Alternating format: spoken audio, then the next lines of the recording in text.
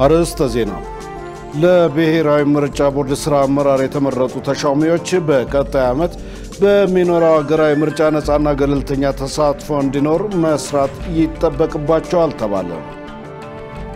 የዜጎችን ክብር ጥቅምና መብት የሚያስጠብቅ እንዲሁም ሀገሪቱ ከውጭ ሀገራት የሥራ ስምሪት ማግኘት የሚገባትን ጥቅም የሚያረጋግጥ ረቂቅ አዋጅ ለቋሚ ኮሚቴ ቀረበ። ከውጭ በደቡብ አፍሪካ በደረሰ የጎርፍ አደጋ ህጻናት ተማሪዎችን ጨምሮ ቢያንስ 49 ሰዎች መሞታቸው ታወቀ።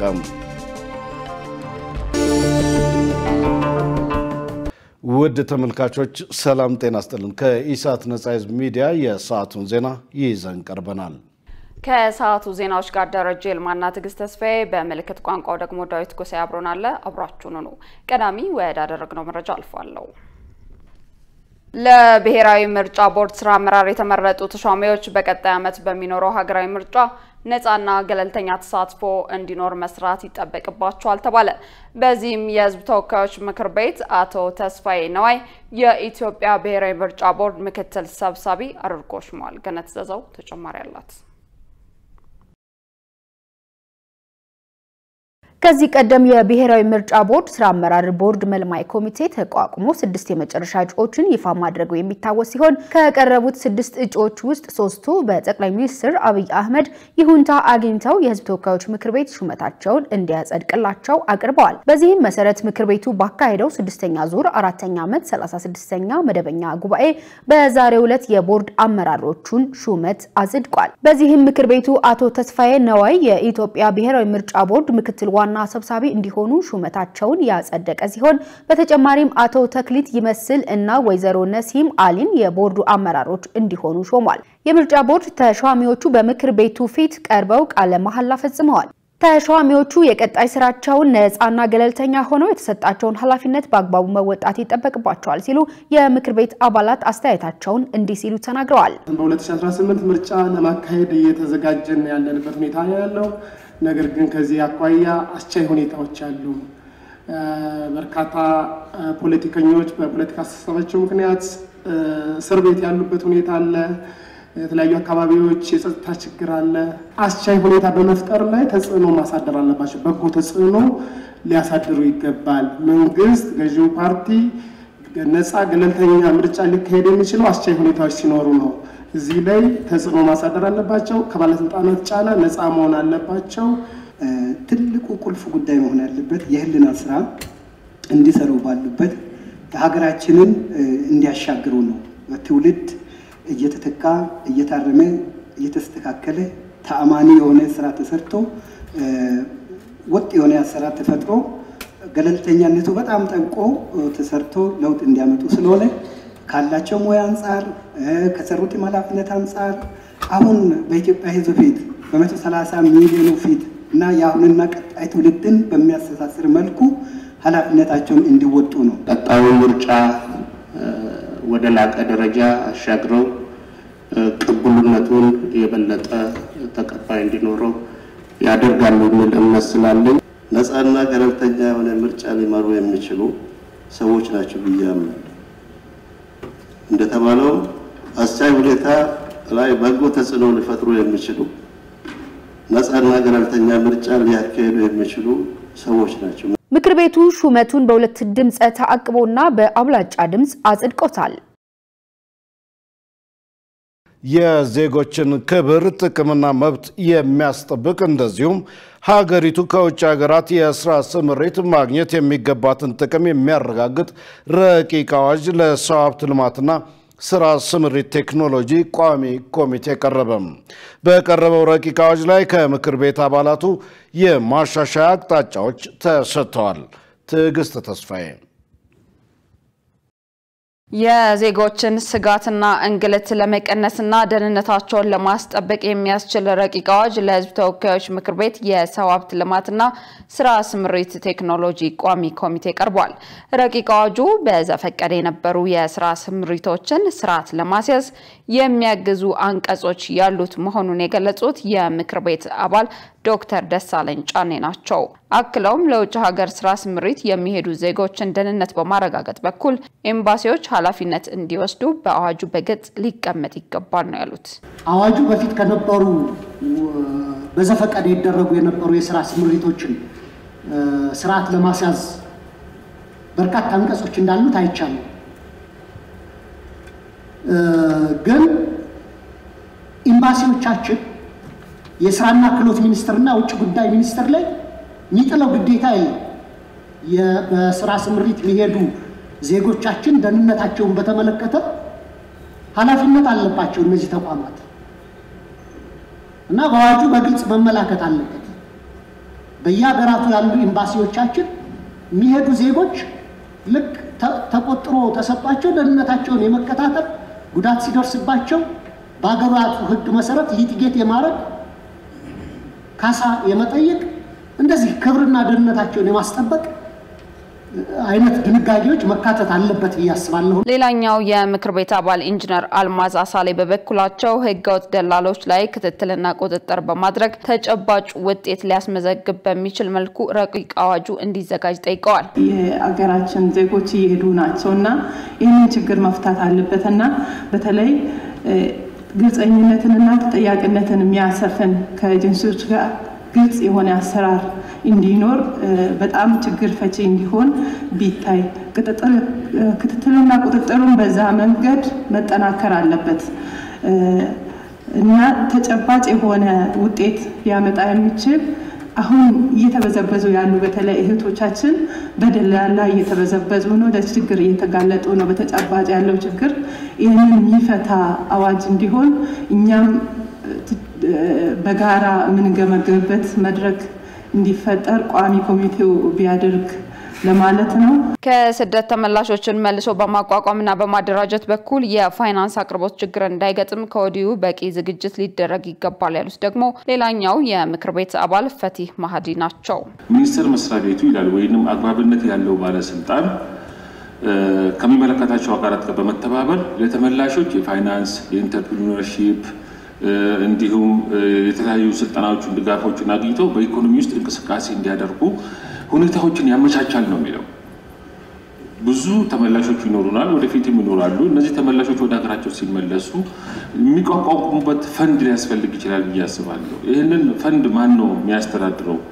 እንዴት ነው የሚደራጀው? የገንዘብ ምንጩስ ፋይናንሱስ እንዴት ነው የሚሆነው? የሚተዳደረውስ እንዴት ነው የሚለው ነገር እኔ በረቂቅ አዋጁ ውስጥ መደንገግ አለበት ብዬ ነው የማስበው እና ይህንን ቋሚ ኮሚቴው ወስዶ ቢያስብበት በኋላ ከተመለሱ በኋላ በእርዳታ ወይንም በተለያዩ ፋይናንስ መዋጮ ላይ እንትን ከምንል በጊዜ ታስቦበት በደንብ ኃላፊነትና እንትን ስልጣን ተሰጥቶ ተጠያቂነት ያለበት ነገር ቢኖርና ከስደት ተመላሾች በአግባቡ የሚደራጁበት ፋይናንሱም ቀድሞ ቢዘጋጅ የሚል ነው።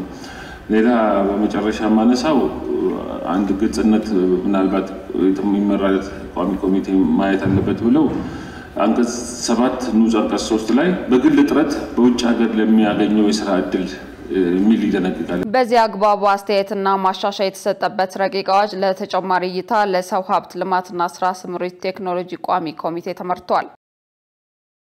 የትምህርት ጥራትን ለማረጋገጥ በዘርፉ የሚታዩ ችግሮችን መፍታት ያስፈልጋል ተባለ።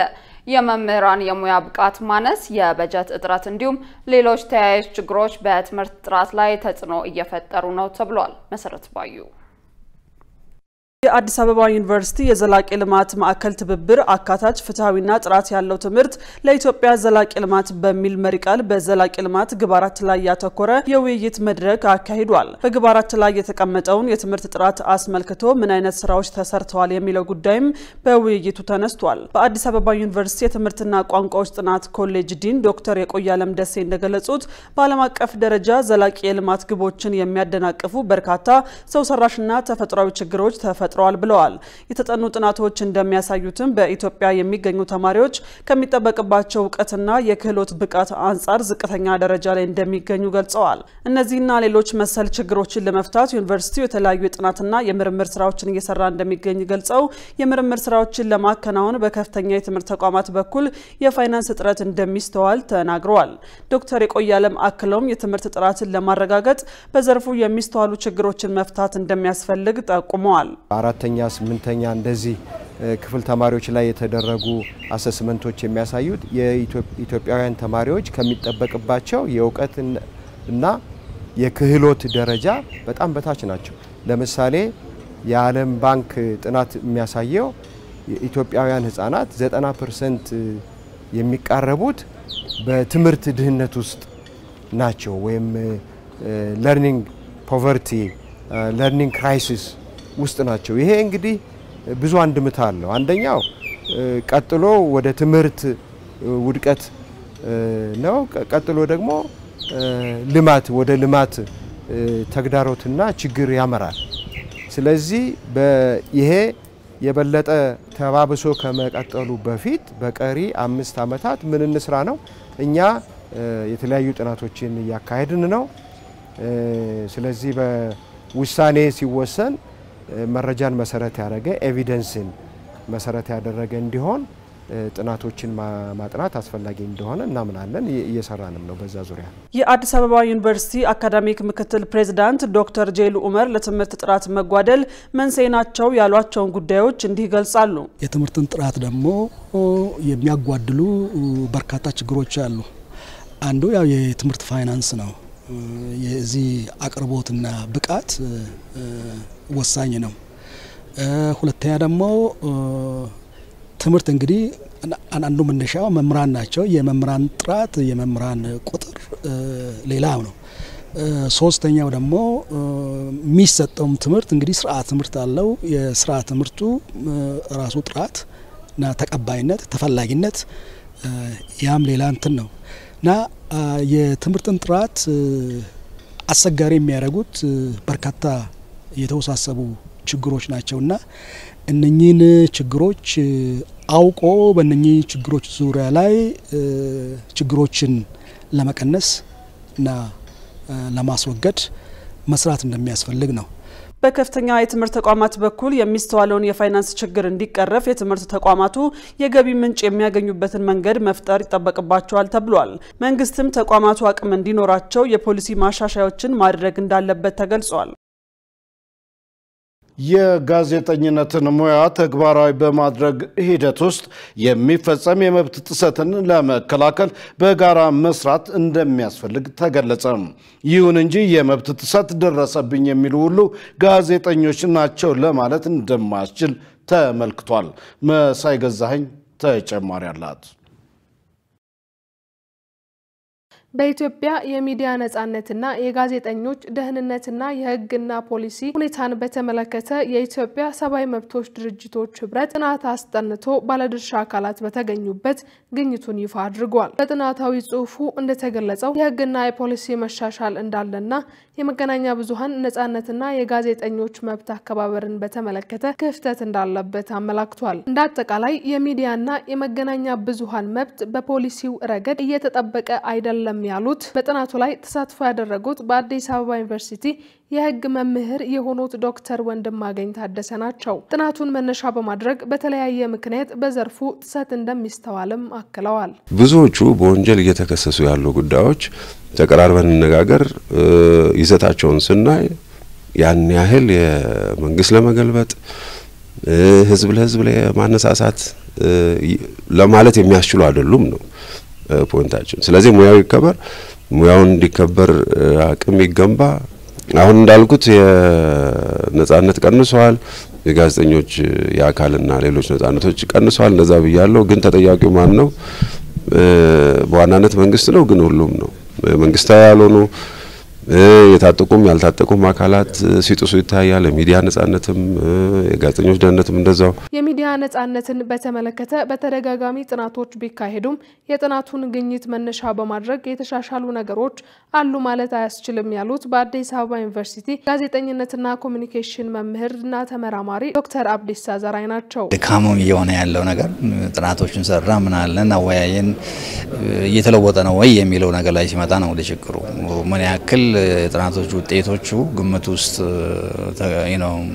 አስገብተው የሚመለከታቸው ስቴክ ሆልደርስ ሲቪል ሶሳይቲንም ጨምሮ መንግስትንም ጨምሮ ሬጉላቶሪ ቦዲዎችንም ጨምሮ ከዛ ውስጥ የሚነሱ ነገሮችን አድሬስ ለማድረግ የሚኬድባቸው መንገዶች ምን ያክል ናቸው የሚለው ላይ ሲመጣ በጣም ሪሊ ፍራስትሬቲንግ ነገር ነው።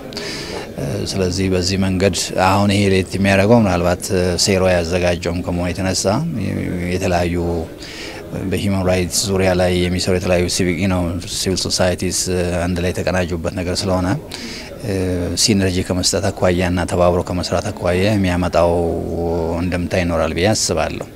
ግን አይ ቲንክ እስካሁን ድረስ ያየን ያለንበትና መዳሩን የምናይበት የጥናት ውጤቶች የሚጠቁሙትን ነገር ረከመንድ የሚያደርጉትን ነገር መሬት ላይ ትራንስሌት እየተደረገ ነው ለማለት የሚያስቸግሩ ሁኔታ ውስጥ ነው ያለና የተጠናው ጥናት ወደ ትግበራ ለማምጣት ከማን ምን ይጠበቃል ስንል የጠየቅናቸው የኢትዮጵያ ሰብአዊ መብቶች ድርጅቶች ህብረት ዳይሬክተር መስዑድ ገበየው ባለድርሻ አካላት ውጤቱን መነሻ አድርገው እንዲሰሩ ጠይቀዋል። ብዙ ተቋማት ጥናት ያጠናሉ። ዋናው ቁም ነገር ግን ባለድርሻ አካላት የየራሳቸውን ድርሻ ወስደው ወደ ተግባር እንዲወስዱት በማድረግ በኩል የራሳችንን ስራ ለመስራት እናስባለን። በሁለተኛ ደረጃ ዛሬም ብዙ ባለድርሻ አካላት ያያሻቸውን የጠራ ነው ባንድም በሌላም ከጉዳዩ ጋር ቀጥተኛ ስራ ስለሚሰሩ የየራሳቸውን ስራ በዲፕሎማሲ በኩል የሚሰራው በሲቪል ማህበራት በኩል የሚሰራው ወይም በሌሎች ባለድርሻ አካላት በኩል የቱ ጋር ነው ጋፑ የሚለውን እንዲለዩና በዛ ላይ ሰፋ ያለ ውይይት እንዲደረግ ነውና ሁሌም ቢሆን ነገሮች እንዲሻሻሉና አስቻይ ሁኔታ እንዲፈጠር በጋራ በትብብር የመስራትን ነገር መጠናከር አለበት ብዬ ነው ማስብ። ተግባሩ ያው የሁሉንም ባለድርሻ አካል የራሱን አስተዋጽኦ የሚጠብቅ ነውና ፖዚቲቭሊ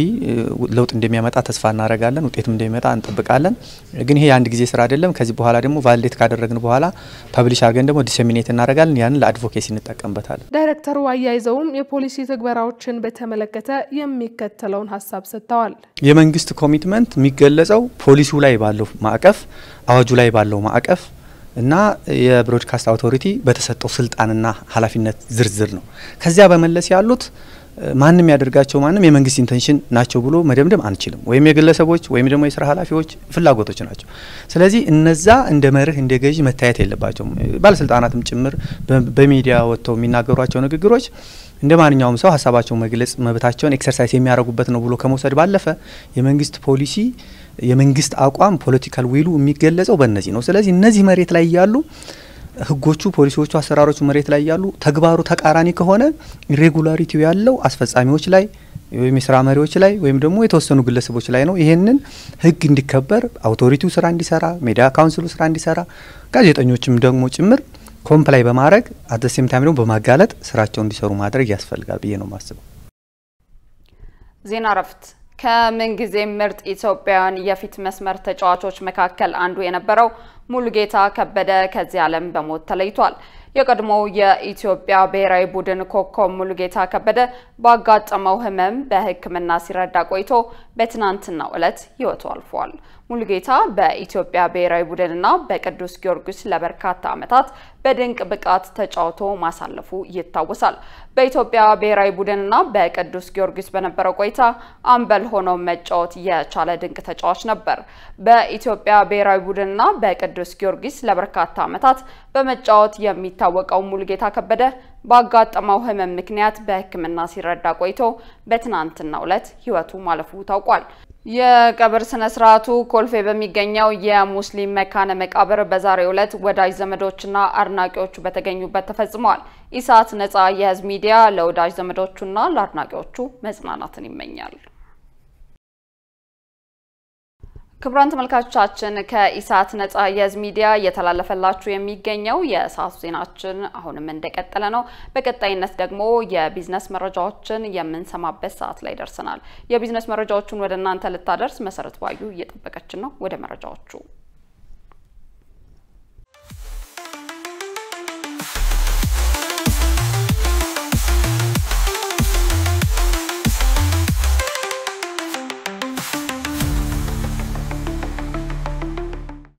ሰላም ጤና ይስጥልን ውድ ተመልካቾቻችን ከኢሳት ነጻ የህዝብ ሚዲያ የዕለቱን የቢዝነስ ዜናዎች ይዤላችሁ ቀርቤያለሁ። ከዜናዎቹ ጋር መሰረት ባዩ ነኝ። አብራችሁን ቆዩ።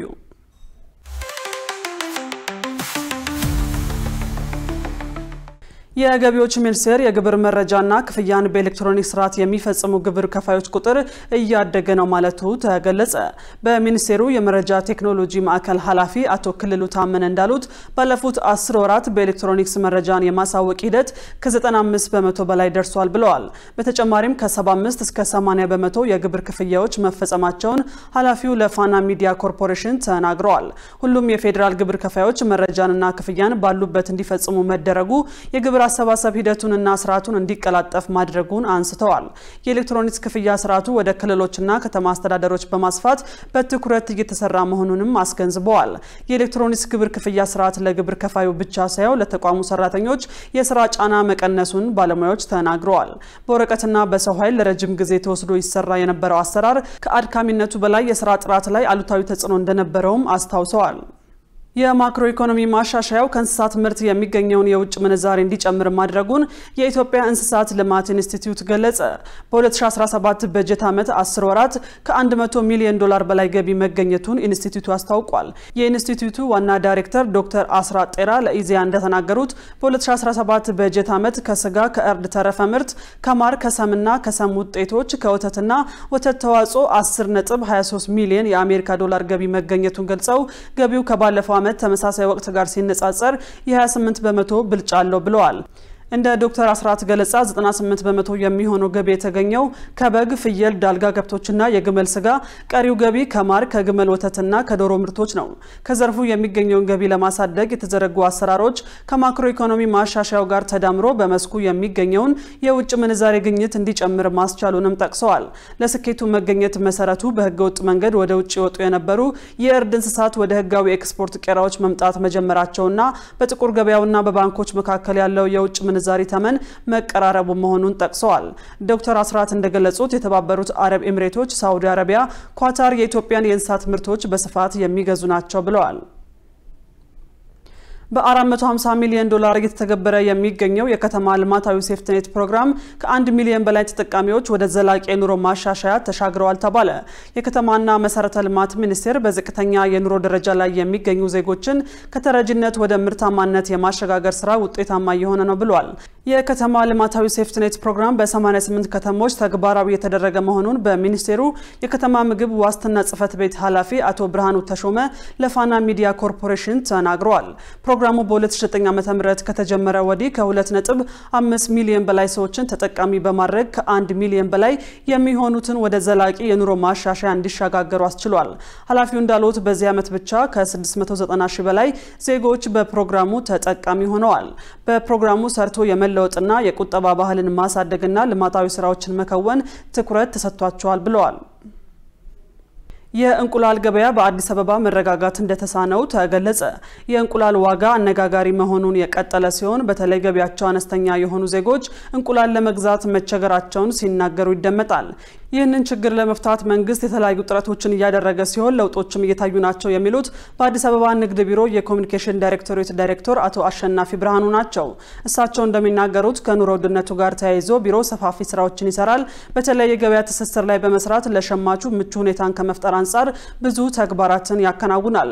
ከነዚህም ውስጥ አንደኛው የእንስሳት ተዋጽኦ ላይ አተኩሮ መስራት ሲሆን እንቁላል ዋነኛው ነው። ይሁንና ሀገሪቷም ሆነች ከተማይቷ የነጻ ገበያ ፖሊሲን የሚከተሉ ናቸው። በመንግስት እንደሚደጉመው የስኳር ወይንም የዘይት ምርቶች ውስን የገበያ ዋጋ ይኑረው ማለት ስለማይቻል እንቁላል አንዱ ክፍለ ከተማ ላይ በጣም ሲረክስ ሌላ ክፍለ ከተማ ላይ ከዚህ በላይ መሸጥ አትችሉም ብሎ ማስገደድ አይቻልም ብለዋል። የኮሚኒኬሽን ዳይሬክተሩ የእንቁላል ዋጋ በየጊዜው መጨመርና አልፎ አልፎ መቀነስ የሚታየው ለምንድን ነው በሚል ሸማቾች ለሚያነሱት ጥያቄ በሰጡት ምላሽ በዘርፉ በተካሄደው የዳሰሳ ጥናት ተመስርቶ ከዶሮ አርቢዎች ጋር ለመነጋገር ባደረጉት ጥረት ዋነኛ ምክንያት ሆኖ የቀረበው የመኖ ጉዳይ ነው። ይህ የሆነበት የራሱ ምክንያት ቢኖርም ለእንቁላል መወደድ ዋነኛ ምክንያት መኖ መሆኑን አጠያያቂ አይደለም ይላሉ። ቢሮ ባካሄደው ማጣራት ስራ በእንቁላል ገበያ ላይ የምርት ዋጋ መዋዠቅ የሚከሰትበት ዋነኛ ምክንያት የፋብሪካ ምርት የሆነው የዶሮ መኖ ላይ የዋጋ ልዩነት በመፈጠሩ ሲሆን የመኖ ዋጋ በፊት ከነበረው ጋር ሲነጻጸር ከፍተኛ ከፍተኛ ልዩነት ታይቶበታል። አምራቾች እንደሚያነሱት ከውጭ የሚያስገቧቸው የዶሮ መኖ ማምረቻ ግብዓቶች ዋጋቸው በመጨመሩ በሀገር ውስጥ ግብዓት የሚመረቱ መኖችም የትራንስፖርት ዋጋ መጨመሩን እንደ ምክንያት የሚያነሱ መሆናቸውን አመላክተዋል። በቂ ምርት ገበያው ላይ መገኘቱ አማራጭ የሚያሰፋ በመሆኑ ሁሉም ቦታ ላይ በተመጣጣኝ ዋጋ ማግኘት ያስችላል የሚል እሳቤ ተይዞ በሁሉም ክፍለ ከተሞች በተመጣጣኝ ዋጋ እንቁላል እንዲሸጥ የማድረግ ስራ ቢሮው እያከናወነ ነው ይላሉ። ይሁንና በዋናነት በቂ ምርት እያለ አልፎ አልፎ አሻጥር የሚሰሩ ነጋዴዎች ይታያሉ። በአቋራጭ ገንዘብ ለመሰብሰብ የሚሞክሩ ነጋዴዎችም ከድርጊታቸው መታቀብ አለባቸው። ነጋዴው የሚሸጠውን በቂ ምርት እያገኘ ከሆነ ህብረተሰቡን እያገለገለ ስራውን ማስኬድ አለበት። ውድ ተመልካቾቻችን አሁን ደግሞ በእለቱ በተመረጡ ባንኮች ያለውን የውጭ ምንዛሬ ዋጋና የብሔራዊ ባንክ የወርቅ ግብይት መረጃ ተከታትለን እንመለስ።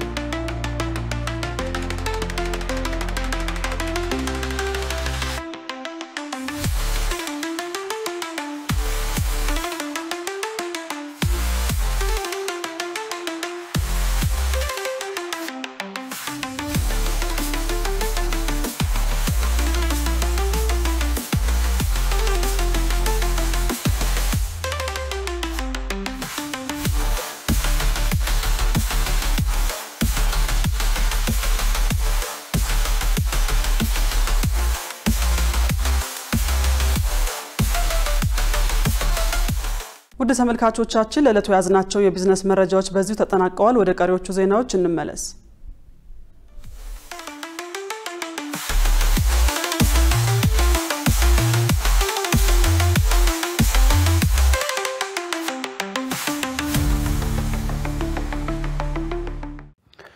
ውድ ተመልካቾች ከኢሳት ነጻ ህዝብ ሚዲያ የሰዓቱ ዜና እንደቀጠለ ነው። አሁን ደግሞ ወደ ውጭ ዘገባዎች እናልፋለን።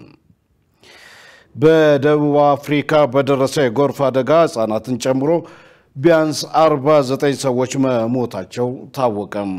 እንደ ሀገሪቱ ባለስልጣናት መረጃ ከሆነ በምስራቅ ኬፕ ግዛት ከነበረው ቀዝቃዛ ወቅት በኋላ በሀገሪቱ ክፍሎች በከባድ ዝናብና በረዶ መሸፈናቸው ተገልጿል። ዮሐንስ ተስፋ ተጨማሪ ያለው በደቡብ አፍሪካ ቀዝቃዛ የአየር ሁኔታ ማዕበልን በማስከተሉ ከእሁድ ጀምሮ በረዶ የቀላቀለ ዝናብ እየተስተዋለ ሲሆን የደቡብ አፍሪካ የአየር ሁኔታ ትንበያ ተቋም ጠንካራ ማስጠንቀቂያዎችን ለዜጎች እያስተላለፈ ይገኛል። ከባድ በረዶማ ዝናብንና አውሎ ንፋስን ለመከላከል የሚያስችል ማስጠንቀቂያንም እያስተላለፈ እንደሆነ ታውቋል። የሀገሪቱን አብዛኛውን አካባቢ በረዶ ሲሸፍን በጣም ቀዝቃዛ የሆነው የአየር ጠባይ የጎርፍ መጥለቅለቅን በማስከተሉ የትምህርት ቤት አውቶቡስ በጎርፍ የተወሰደ ሲሆን ከሟቾች መካከልም ተማሪዎች እንደሚገኙበት ታውቋል።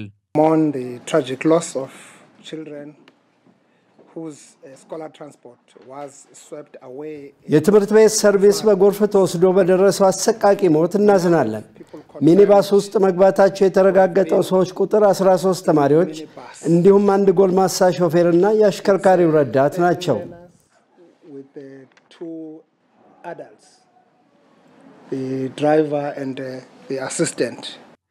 የአደጋ ምላሽ ሰጪ ባለሙያዎች በምስራቃዊ ኬፕ ግዛትና በአጎራባች ከተማዋ ኳዙሉ ናታል የነፍስ አድን ስራን እየሰሩ ሲገኙ እስካሁን ማን የት እንዳለ ለማወቅ ከቤተሰብ አባላት ጋር እየሰራን ነው ይላሉ። ብዙ ነዋሪዎች ህይወታቸውን ከማዳን በስተቀር ሌላ ነገር ለማሰብ ጊዜ እንዳልነበራቸውም ተናግረዋል። ጎርፉ ጠዋት 12 ሰዓት አካባቢ ቀሰቀሰኝ። ውሃው በሩን ሰብሮ የቤት ዕቃዎችን ፍሪጁን፣ ቲቪውን፣ የጋዝ ምድጃውን እያንቀሳቀሰ ወደ ቤቴ ውስጥ በፍጥነት ሞላ። ከነዚህ ነገሮች አንዱንም መያዝ አልቻልኩም። ስለዚህ ራሴን ማዳን ነበረብኝ። በምዕራብና ምስራቃዊ ኬፕ ግዛት ከባድ በረዶ ስለሚጥል ማስጠንቀቂያ ሲሰጥ ዋና ዋና የተራራ መተላለፊያዎችም ተዘግተዋል። በሀገሪቱ የጠረፍ አካባቢ ያሉ ማህበረሰቦችን ተደራሽ ለማድረግም እየተሞከረ ይገኛል። ይህ በእንዲህ እንዳለ በሀገሪቱ ምዕራባዊ ከፍታ ቦታዎች ላይ የሰብል እና የእንስሳት መውደምም እንደሚጠበቅ እየተነገረ ይገኛል። ልጄ ባያለቅስ ኖሮ ሁኔታው የከፋ ይሆን ነበር። ከባድ እንቅልፍ ውስጥ ነበርን። እሱ ባያለቅስ ኖሮ በፍጹም አንነቃም ነበር። ቅዝቃዜው እየተጠናከረ በመጣ ቁጥር መንግስት መስተጓጎልን ለመቀነስ በተጠንቀቅ ላይ ይገኛል። ነዋሪዎች በረዷማ መንገዶችን እንዲያስወግዱ ጉዞ ከመጀመራቸው በፊትም የአየር ሁኔታ ማንቂያዎችን እንዲያረጋግጡና በረዶ በሚጥልበት ወቅት ቤት ውስጥ እንዲቆዩ ተነግሯቸዋል። ዝናቡና በረዶው የትራንስፖርትና የኃይል ማስተላለፊያዎችን በማቋረጡ ተጨማሪ ጉዳቶችን ለመቀነስ ባለስልጣናት በሁለቱ ከፍተኛ ጉዳት በደረሰባቸው ግዛቶች የሚገኙ ዋና ዋና መንገዶችን ዘግተዋል። መረጃውን ስናጠናቅር አልጀዚራ፣ ዶይቼ ቬለና ሌሎችን በዋቢነት ተጠቅመናል። ኢራን በኒኩሌር ፕሮግራሟ ላይ ችግር የሚገጥማት ከሆነ የአሜሪካን የጦር ሰፈሮች እንደምታጠቃ ዛተች። ከኒኩሌር ፕሮግራም ንግግሩ ቀደም ብሎ የአሜሪካው ፕሬዝዳንት ዶናልድ ትራምፕ ከኢራን ጋር ስምምነት ይደረሳል የሚል ተስፋቸው መሟጠጡን ተናግረዋል። ሸሪፍ ኢማም ተጨማሪ ያለው የኢራን የመከላከያ ሚኒስትር እንዳሉት ከአሜሪካ ጋር ግጭት ከተፈጠረ ሀገራቸው በቀጠና ያሉ የአሜሪካ የጦር ሰፈሮችን ኢላማ እንደምታደርግ አስታውቋል። ይህ የሆነው ፕሬዝዳንት ዶናልድ ትራምፕ የኒውክሌር ፕሮግራም ስምምነት ይደረሳል የሚለው ተስፋቸው መሟጠጡን ከገለጹ በኋላ ነው። ዋሽንግተንና ቴህራን ከአፕሪል ጀምሮ 5 ዙር ንግግር አድርገዋል። ትራምፕ ኢራን የምታበለጽገው ዩራኒየም መጠን ላይ ገደብ እንዲደረግ የሚል ስምምነት እንዲደረስ ይፈልጋሉ። እዚህ ስምምነት ላይ የማይደረስ ከሆነ ግን ኢራን እንደሚያጠቁ ዝተዋል። የኢራን የመከላከያ ሚኒስትር አዚዝ ናዚር ዛዲህ ረቡዕ ዕለት እንዳሉት አሜሪካ ቀድማ ኢራንን የምታጠቃ ከሆነ በቀጠና ያሉ የአሜሪካ ጦር ሰፈሮችን ኢላማ እናደርጋለን ብለዋል። በሌላ በኩል ጥቂት ባለስልጣናት እንዳስጠነቀቁት ስምምነቱ ፍሬ የማያፈራ ከሆነ ግጭት ሊኖር ይችላል ሲሉ ስጋታቸውን ገልጸዋል። ጥቃት የሚቃጣብን ከሆነ ሁሉም የአሜሪካ የጦር ሰፈሮች ለእኛ ቅርብ ስለሆኑ ኢላማ ይደረጋሉ ሲሉ ለሪፖርተሮች መንገራቸውን ሮይተርስ ዘግቧል። በዚህ ጊዜ የኢራቅ የመንግስት ዜና ወኪል ረቡዕ ዕለት እንደዘገበው ኢራቅ በባግዳድ የሚገኙ የአሜሪካ ኤምባሲ ሰራተኞች ለቀው የሚወጡበት አንዳች የደህንነት ችግር የለም ብሏል። ቀደም ሲል የአሜሪካና የኢራቅ ምንጮች እንዳሉት ዋሽንግተን ከፊል የባግዳድ ኤምባሲ ሰራተኞቿን ለማስወጣት በዝግጅት ላይ መሆኗን ተናግረዋል። የኢራኑ ፕሬዝዳንት ማሱድ ፔዜሽኪያን ቴህራን ቀይ መስመር በሚል ካሰመረችው መለሳለስ አሳይተዋል። ቀደም ሲል አስታውቀናል። እናም ታላቁ መንፈሳዊ መሪ እምነት የኒኩለር ቦምብ መገንባት አይደለም፣ የፈለገ ሰው መጥቶ ማጣራት ይችላል፣ እኛ ኒኩለር ቦምብ አናመርትም ብለዋል። እኛ በአገራችን በፈለግነው ጉዳይ ላይ ጥናት ምርምር ማድረግ አንችልም፣ ይህን አታደርጉ ለማለት ማን ነው ፈቃድ የሰጣቸው? እኛ ምርምር ማድረግ አንችልም፣ እነሱ እነማን ናቸው ሁሉንም ነገር አቁሙ ዝጉ የሚሉን ሲሉ ጠይቀዋል። አሁን ድርድር ላይ ነን፣ እናም በአቋማችን እንጸናለን፣ ማንም በኃይል ሊጫነን አይችልም ብለዋል። ትራምፕ እንዳሉት ከኢራን ጋር የኒውክሌር ስምምነት ይደረሳል የሚለው ተስፋቸው እየቀነሰ መምጣቱን ረቡዕ ዕለት በማህበራዊ ሚዲያ በተለቀቀ አስተያየታቸው አስታውቀዋል። አያይዘውም የአሜሪካው መሪ ድርድሩ የማይሳካ ከሆነ በኢራን ላይ ጥቃት ይፈጽማሉ ወይ ተብለው ለተጠየቁት ሲመልሱ እኔ አላውቅም ብለዋል። በከፍተኛ ኃላፊዎች ደረጃ በቴህራን የኒውክሌር ፕሮግራም ላይ በአሜሪካና በኢራን የሚካሄደው ንግግር እሁድ በኦማን እንዲካሄድ መወሰኑን ባለስልጣናት ሐሙስ ዕለት ተናግረዋል። ስድስተኛው ዙር የአሜሪካ ኢራን ድርድር በሙስካት እንደሚካሄድ ለመግለጽ ወዳለው ብለዋል። የአገሪቱ የውጭ ጉዳይ ሚኒስትር በማህበራዊ ገጽ ባስተላለፉት መልእክት የአሜሪካ ባለስልጣን ለኤቢሲ ኒውስ ረቡዕ ዕለት እንደነገሩት ምንም እንኳን በአካባቢው ከፍተኛ ውጥረት የሰፈነ ቢሆንም የልዑካን ቡድኑ በንግግሩ ላይ እንደሚገኝ አረጋግጠዋል። የኢራን የውጭ ጉዳይ ሚኒስትሩ ሰይድ አባስ አራጋቺ ረቡዕ ዕለት በሰጡት አስተያየት ፕሬዝዳንት ትራምፕ ወደ ስልጣን ሲመለሱ ኢራን በፍጹም የኒውክሌር ጦር መሳሪያ አይኖራትም ማለታቸውን አስታውሰዋል። ትራምፕ ደጋግመው እንዳስታወቁት ከኢራን ጋር የሚኖረው ስምምነት ምንም አይነት ዩራኒየም እንዳታበለጽግ ነው። ይሁን እንጂ የኢራን ውጭ ጉዳይ ሚኒስትር አራጋቺ ግን አሁንም ተስፋ አላቸው፣ ስምምነቱ ኢራን ዩራኒየም እንድታበለጽግ ይፈቅዳል የሚል። ዜናውን ስናጠናቅር አልጀዚራ እና አሶሺየትድ ፕሬስን በመረጃ ምንጭነት ተጠቅመናል። ክቡራን ተመልካቾቻችን ከኢሳት ነጻ የህዝብ ሚዲያ ለሰዓቱ ያዝናቸው ዜናዎች በዚህ ተጠናቀዋል። ትዕግስት ተስፋዬና እኔም ደረጀ ይልማ ዜናውን ወደ እናንተ አድርሰናል። ለምልክት ቋንቋው ደግሞ እንደዚሁ ዳዊት ጎሳዬ አብሮን ቆይቷል። ከቀሪ የኢሳት ዝግጅቶች ጋር ሰናይ ጊዜ